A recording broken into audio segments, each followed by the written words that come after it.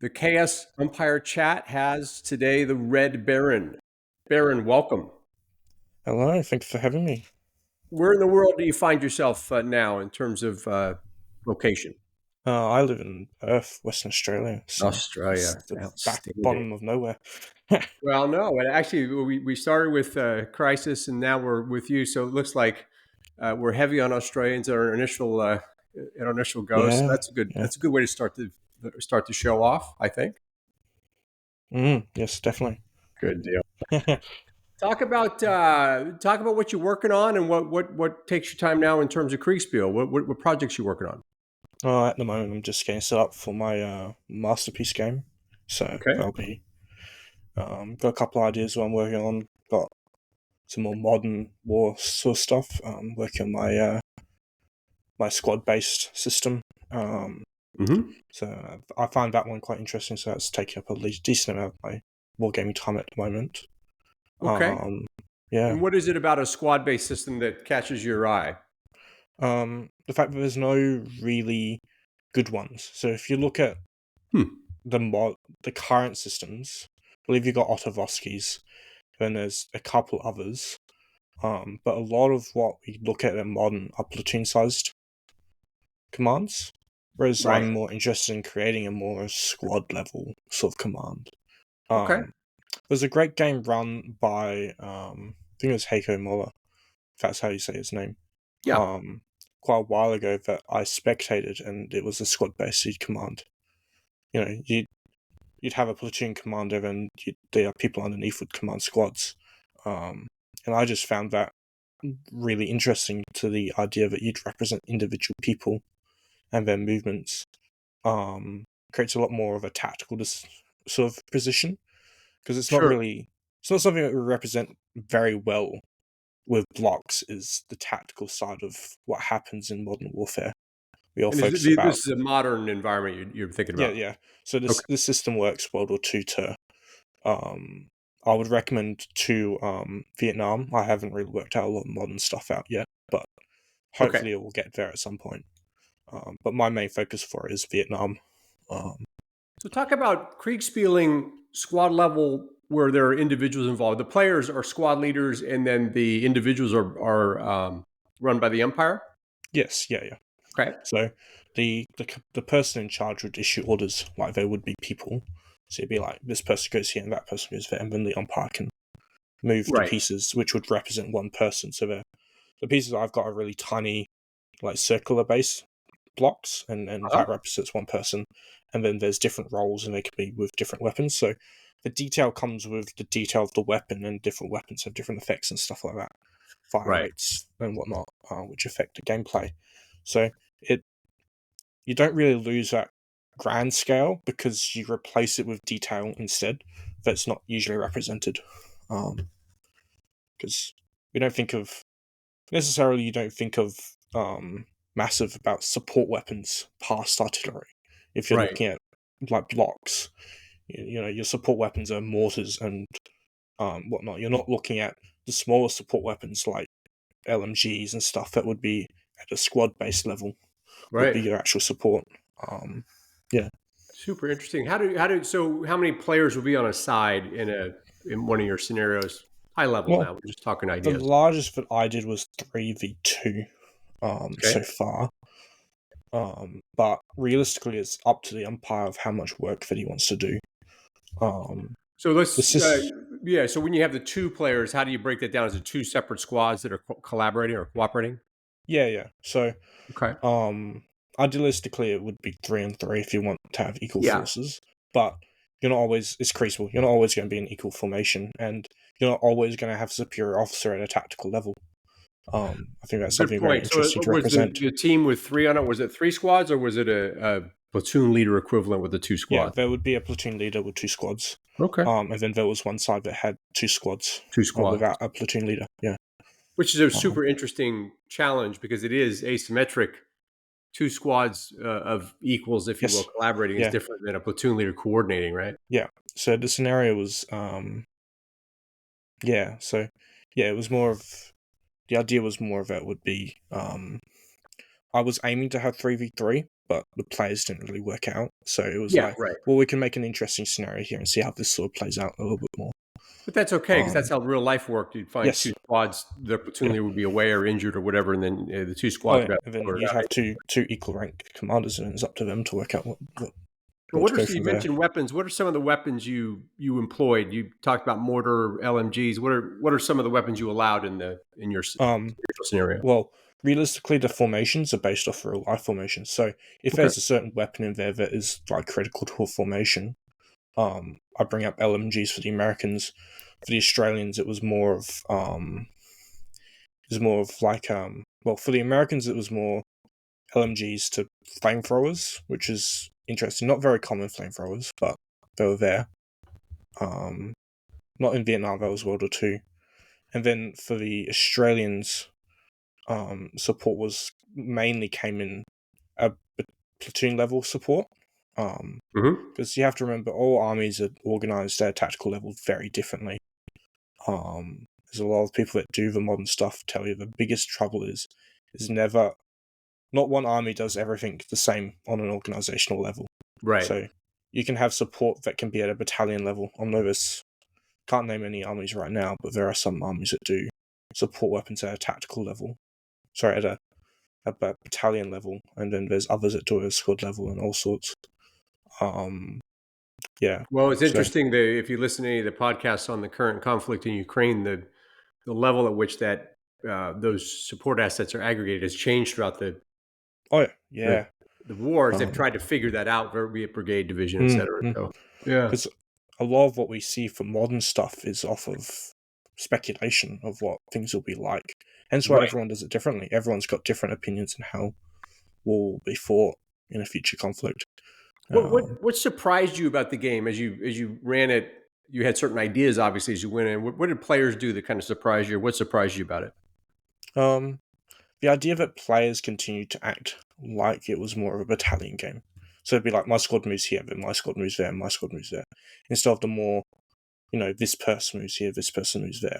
I think that would be the biggest trouble on a player side, would be getting people to get out of that mindset that you're one strict formation, but you're instead a very flexible unit that can do multiple things at once. Right. And you can send detachments to other places. But I think with enough umpire briefing beforehand, you'd be able to achieve that pretty well. How did you And yeah, find umpiring at the individual level? When we think about uh, as an umpire having to move a regiment or a battalion, for example, there is a certain uniformity in our own minds about how a battalion would react, but an individual is going to be very different in terms of personality. How did you approach that? um, I didn't really focus on personality necessarily. I'd Okay. like set things I wanted each person to do. Like they would look for cover if they were engaged. They Yeah. wouldn't stand out in the open because they were ordered to be in that position. They're going to find cover. They're going to find walls and whatnot. And yeah, and they'd be finding like different targets to shoot at and stuff. So like, if they see an LMG, they're going to shoot at the LMG, and sort of like without being told. If that makes sense, like they're going to focus at things without being told to focus at things, and that's sort of the more fun part of umpiring at that level, is that you get to create these little bit of a narrative story in my head about what each person's doing and like how they would react. Hmm. Umpiring at that level does become slow if you add in too many pieces.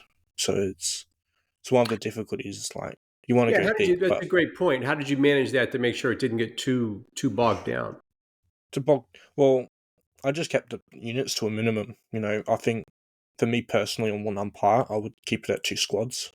If I had more, I'd increase it. But it's all about, you just need to rein in the scale. Don't need to think too big.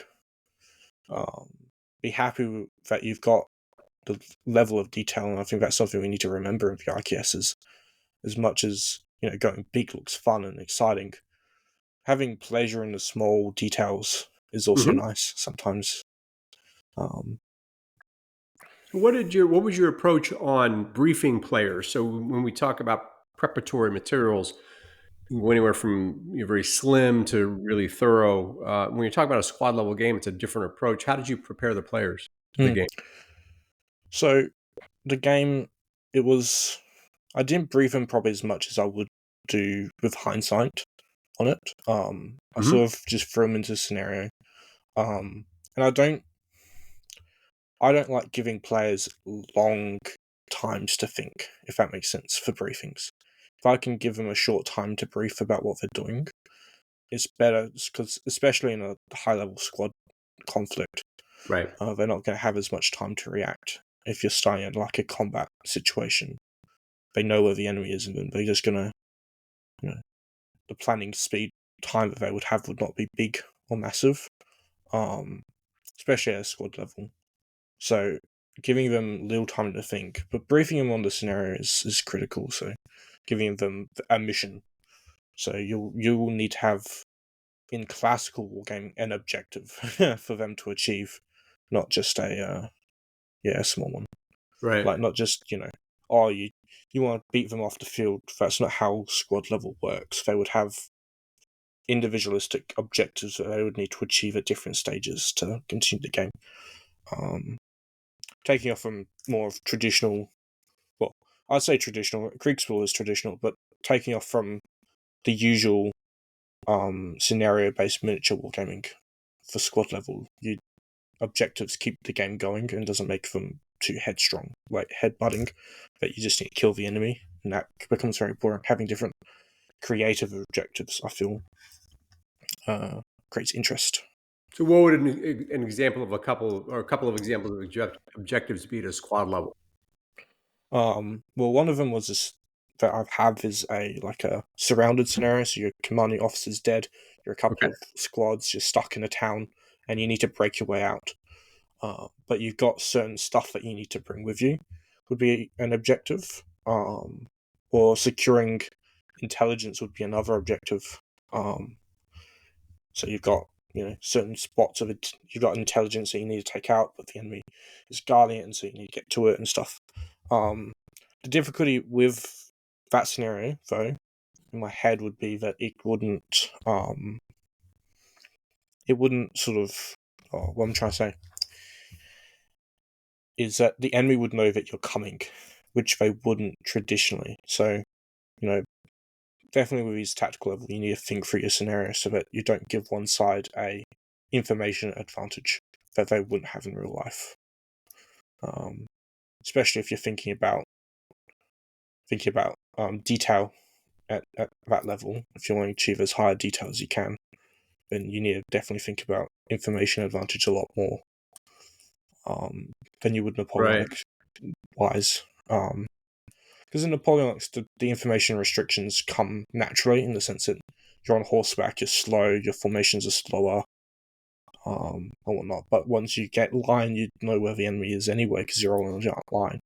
The information advantage in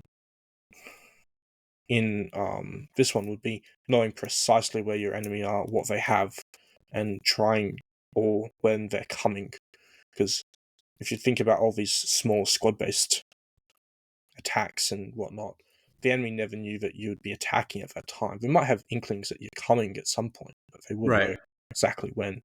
So my biggest problem with, say, landing and parachute troop or para games is that the enemy knows you're coming, and that gets rid of the entire advantage of doing any of those operations in the first place, Right. which was to sneak up on your enemy where they don't expect you to be. Well, it's I think the point the point that you're making is very interesting. Is you have to uh, make sure that the context of the game doesn't creep out of what makes sense for a squad. So a squad's in a village, they don't have leadership, they feel like they're being surrounded. What actions do they take, right? And so that's Yep. that versus like, oh, you're in a squad in Normandy, and now you have to fit, and they add all this extra stuff in, which then kind of makes the context weird. And you'd say, well, if I was a squad at Normandy, I'd have this kind of artillery, Yeah.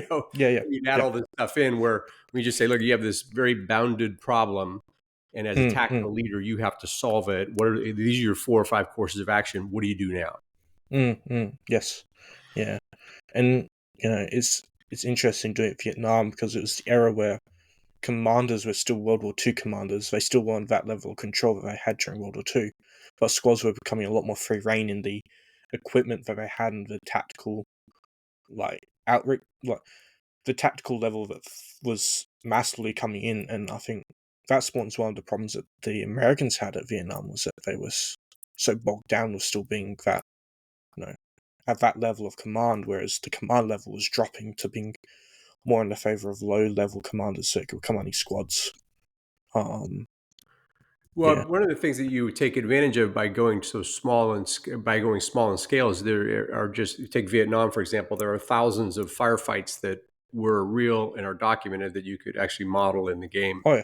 Yeah, uh, definitely. versus let's do another Waterloo, or another Leipzig. Mm, mm, Right? mm. That's great. Yes.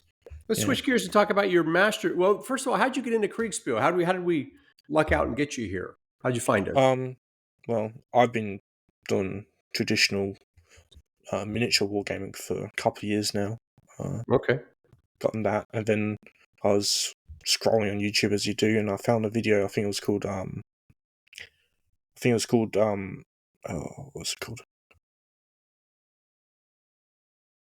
How war became a game. I think it was called. Yeah. Right. It was quite popular at the time. I think Yeah, that's I why it popped remember up that on my feed. video. Sure. Yeah, and I found it, and I'm like, oh, this Crucible game sounds interesting. Let me look it up and see if I can recreate it. Right.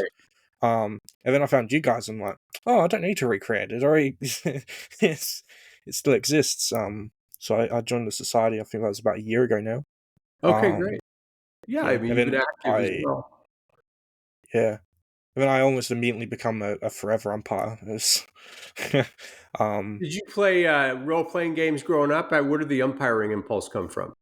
well, considering I'm 16 now, so I do enjoy role play. In my childhood, but it exists right now. So it's Right. sort of like yeah, it sort of just spills over from wanting to recreate this sort of stuff. I'm a massive history nerd, so like recreating a lot of these battles and stuff is quite interesting. And Yeah.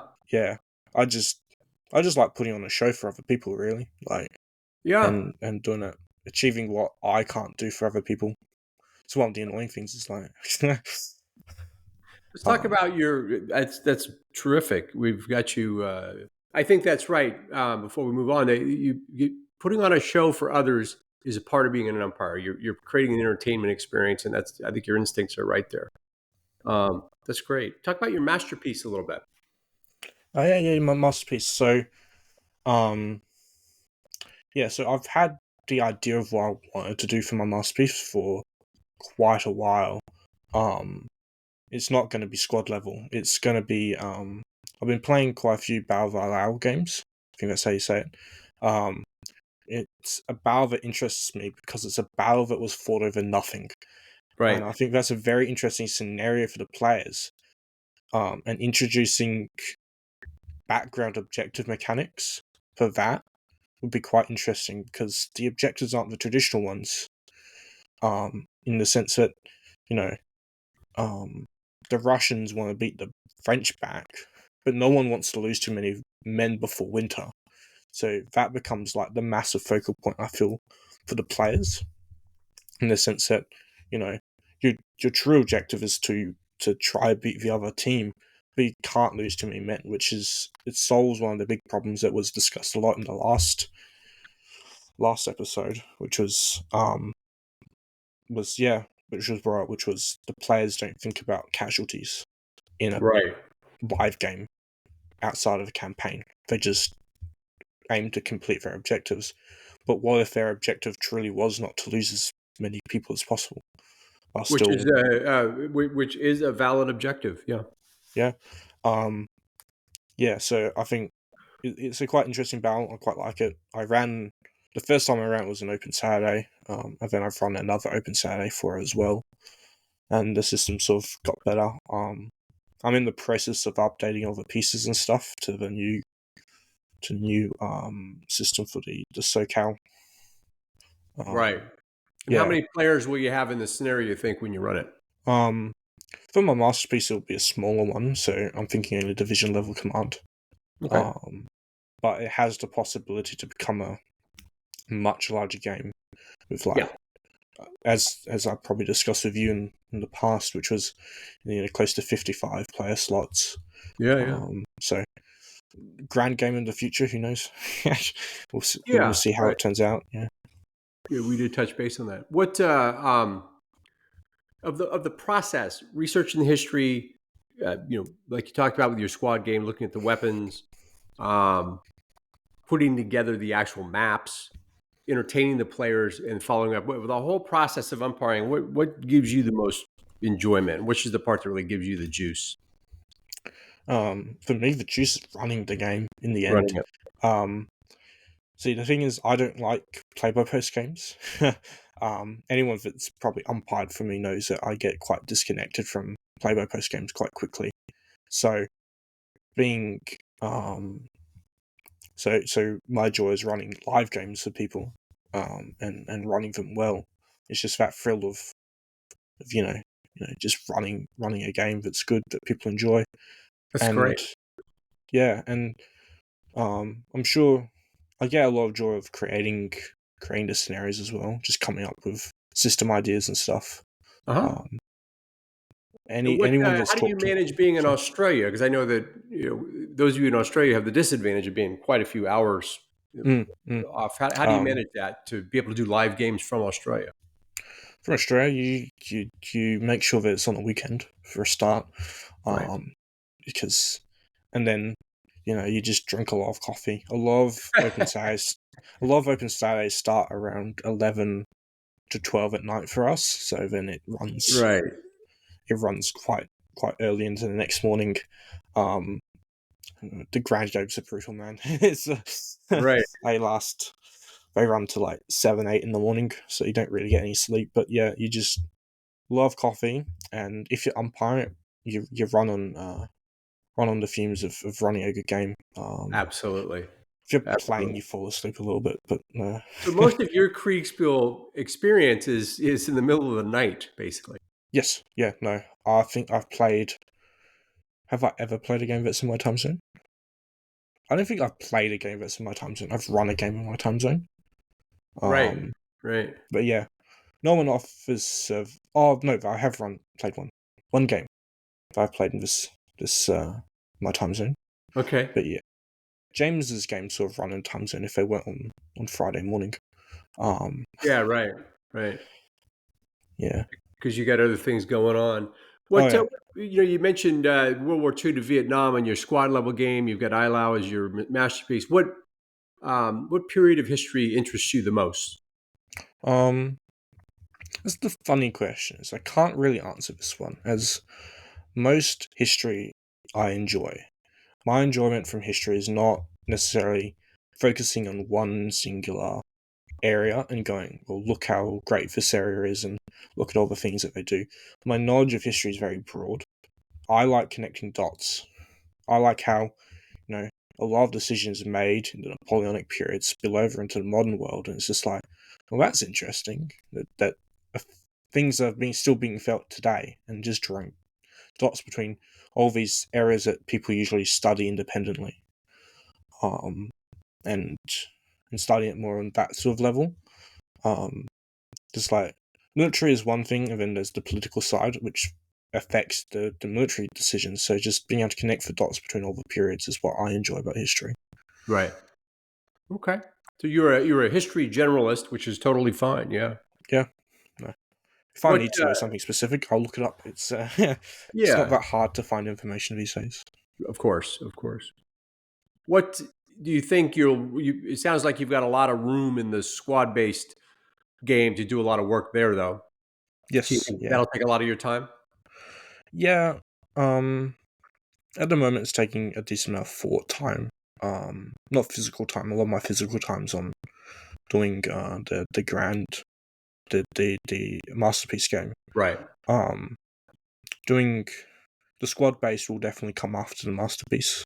Uh-huh. Uh, Working on that, I think we focus a lot on individual periods at once in the IKS because we focus a lot on Napoleonics and it's like, oh, but what about ACW? And then everyone runs an ACW game, and then it's like, what about Napoleonics? And then everyone runs a Napoleonics game. It's like, can we do any other period, guys? Like, there's a lot out there, and as Well, you much go as hang you out with look, Puxus. He does all the pike and shot yeah, period, and he's yeah, I love the fact that he's just taken that period and said, this is my thing. It's fantastic." yes, yeah, and we need more people like that because when you're focusing on doing one thing, you get good at doing it, and then you can write great things in that one area. I think And then we that's won't right. get so bogged down with people just Yeah, running Napoleonic games all the time. It's there's only so many towns that you can run us. Let's be honest here. right.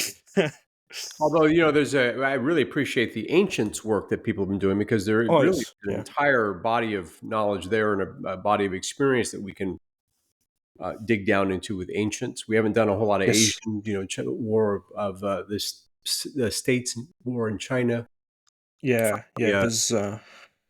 There's a lot warring in there. states period. Is that the term I'm searching for? Yeah. Yeah, yeah.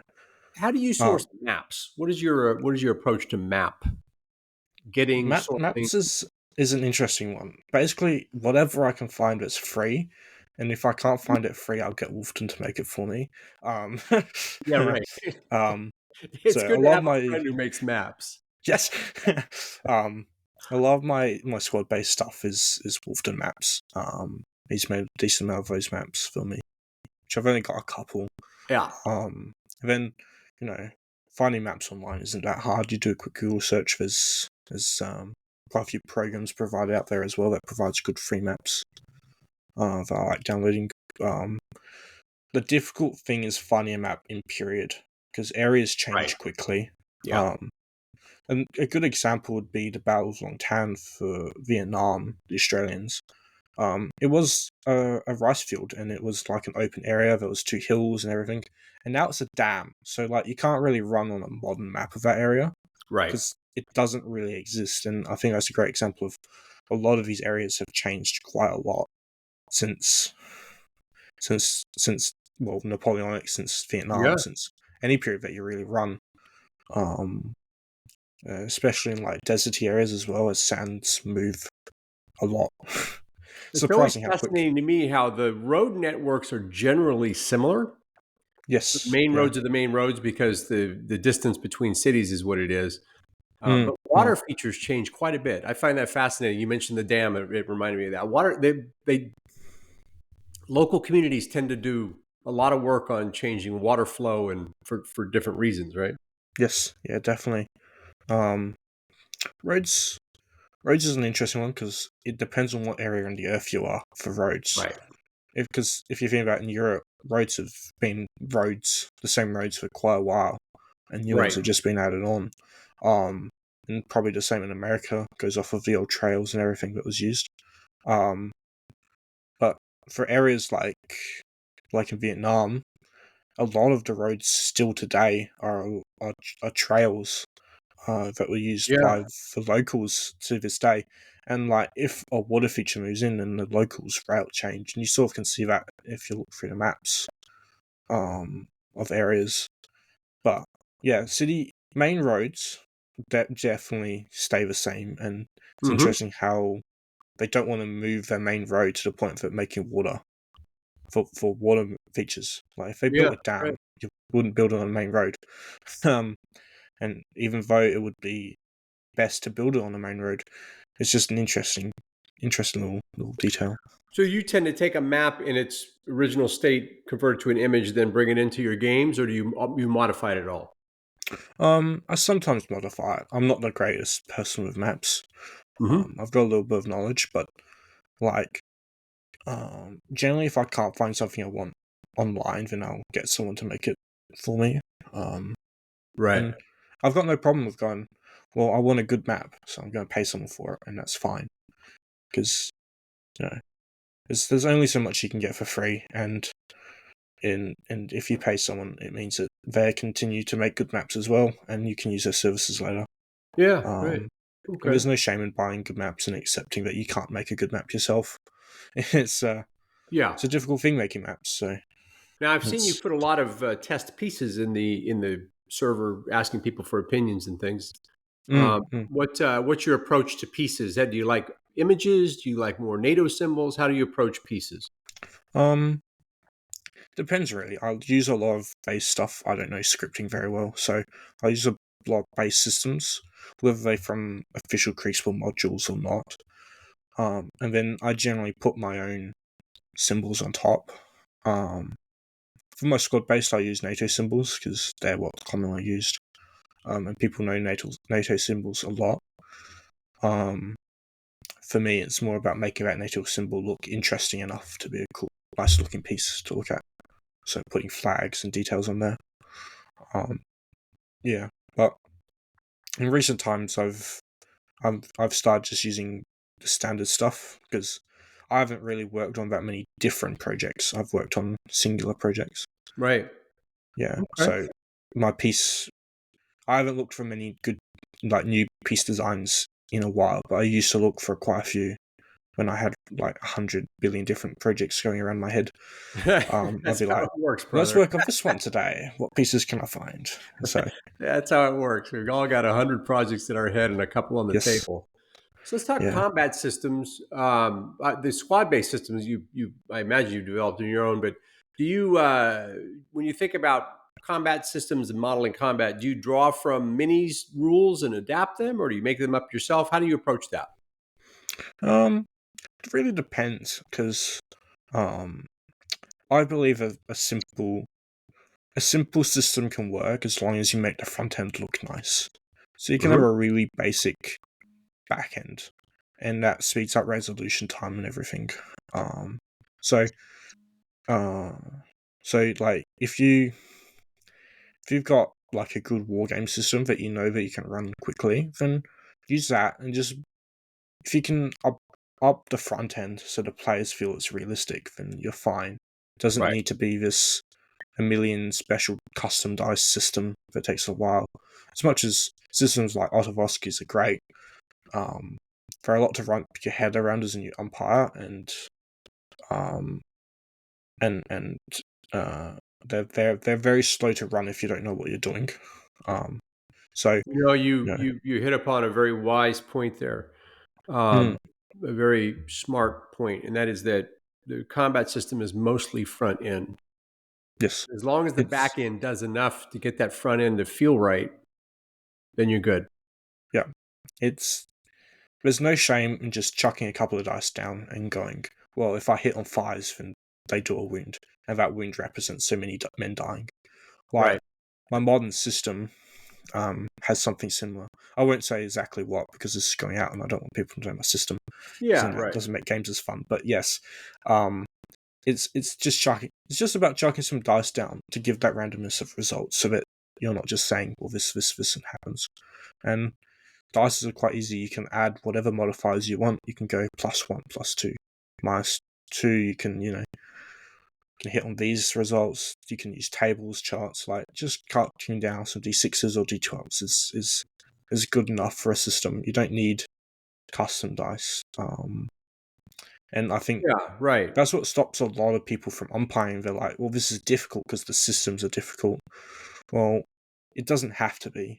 It doesn't have to be, a bolt action level war game. It can be a simple. Many players will probably get this reference, but it can be a one-piece rules system. Um, Hmm. it's simple, it's basic, and it does everything. But and then you can take that basic system, and if you want it to do something very specific, then you can easily modify it because it's not a difficult system. Right. That's why I like James's system because it's very adaptable to everything. And a lot of Yeah. my systems are based off of Right. his. And for Yeah. new umpires out there, it's a great system to start on because it gets you going, uh, Yes, definitely. I bogged would down, recommend and James's. eventually you can explore different nuances of a system. But get the dice on the table, get the resolutions going, and then give a good front end experience to the players. That's right. Yeah, yeah, and that's the power of Kriegsspiel. It is. It's 40% dice, and then the rest is just what you tell the players and what narrative story you spin. Um, for modern Kriegsspiel, it's a lot more about that than just resolving tactical decisions in the most realistic way. And a lot of new players are looking for more of a fun experience than a tactical decision experience. Not When you saying write, that. Yeah, when you write up your resolutions, you talk about narrative there. How do you approach a resolution? Is it more image, or you put a lot of words in? I like to spin a little bit of story what's happened when I do a resolution because I do a lot of live games. You have the ability that you don't have to type out everything, Right. so you can come in, you can spread the experience a little bit. You can go, well, this sort of happened, or if they're like if they're a player that's charged in close quarters, you can describe a bit of that close quarters to them, or you're engaged by this person and you attack and you whatnot, and um and it was funny enough in my systems, a lot of players die, um, but you can spin quite a cool narrative story into that because they're dead. They don't have to give orders. They don't have to think. So make it entertaining for the players if they die. That What they've what is died it in a cool way. that what is it that causes that to happen? Is there something in the way you approach it where the Um, players have more danger? well, for example, my first game, which was a Battle of Gallipoli game, um, the pretty much every player decided to charge in with their troops, which is entertaining. Um, a lot of oversight for me was a couple of the Australian players died in the boats as they were landing. I guess that's one of the problems with the Gallipoli system. um, but there was this one player that would charge into combat, and all the time, in every single situation that he could, he would fix bayonets and charge. It was quite entertaining. Um, but he didn't die, so it became this running story that I would tell each commander every time that they found out they would charge. Would be like his reports Right. would get more and more excited or flourished, and as he told the narrative of him charging in and doing this, and he was able to do that because I was telling him a more of a flourished narrative about what actually happened to him. Right. And that's one of the benefits of doing squad level is that you can tell those more of that story based stuff because you're not focusing on battalions of men, you're focusing on three guys, and Yeah. Yeah. yeah, Yeah. it becomes more of a D&D experience if that makes sense. Yeah. Totally makes Yeah. sense.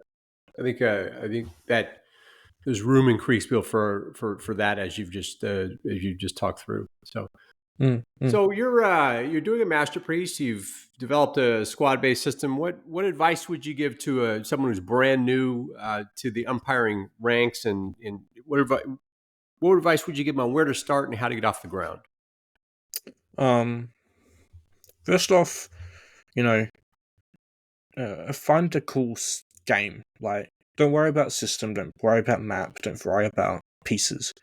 Think of a cool scenario or a battle that you want to represent.